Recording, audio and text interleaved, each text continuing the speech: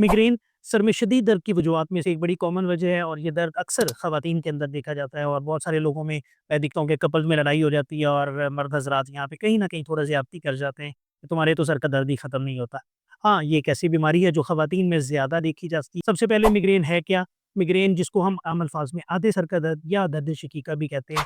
इसमें अमूमन सर के किसी भी एक साइड पे आधे हिस्से में अलामात आती हैं। शदीद दर्द होता है जो गर्दन के पिछली तरफ, गर्दन के अंदर, आँख की तरफ या किसी भी एक साइड पे और कुछ लोगों में दोनों तरफ भी देखा जाता है। लेकिन मिग्रेन का दर्द इंतहाई शदीद नौइयत का होता है।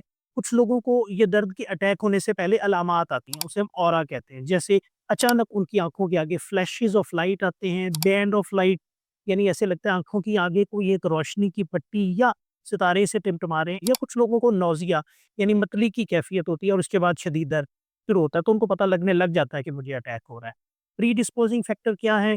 डेफ़िनेटली इसका आपको पता इसलिए होना ज़रूरी है क्योंकि इन्हीं चीज़ों को अगर हम कंट्रोल करेंगे, तो अलामात कम हो जाएँगी। ख़ास तौर पे कुछ चीज़ें हैं, जैसे डार्क के अंदर लाइट, फ्लैशिंग लाइट अक्सर लोग होते हैं जिनको बिल्कुल अंधेरा करके टीवी देखने की आदत है। मोबाइल स्क्रीन एक बहुत बड़ा फैक्टर है।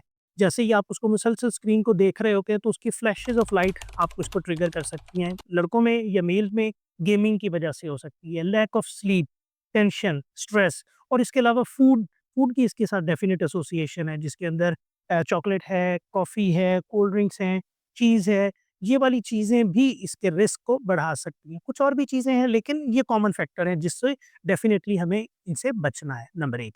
नंबर 2 अगर आपको अलामात हो जाएँ तो क्या करना चाहिए? अभी तक की जो बेस्ट स्टडीड मॉडल है उसमें ये कि खून के अंदर कोई ना कोई रग नैरो हो जाती है जिसकी वजह से ब्लड सप्लाई कम होने की वजह से शदीद दर्द होता है। कुछ ऐसी मेडिसिन्स हैं जो इस साइकिल को ब्रेक कर सकती हैं, सप्लाई को अच्छा करती हैं, तो दर्द का अटैक खत्म हो जाता है। ये तो हो गया एक्यूट अटैक के लिए। लेकिन कुछ दवाएँ हैं जो इसके प्रोफिलैक्सिस के लिए इस्तेमाल होती है। Prophylaxis it's very, very important. वो लोग जिन लोगों को बार-बार अटैक होता है, वो लोग जिनको अटैक के साथ बेहोशी की हालत होती है, वो लोग जिनको उस अटैक की वजह से हॉस्पिटल एडमिट होना पड़ता है, वो लोग जिनको अटैक जिनका दौरानिया कम से कम 18 से 24 घंटे लगातार चलता है, उनको प्रोफिलैक्सिस चाहिए।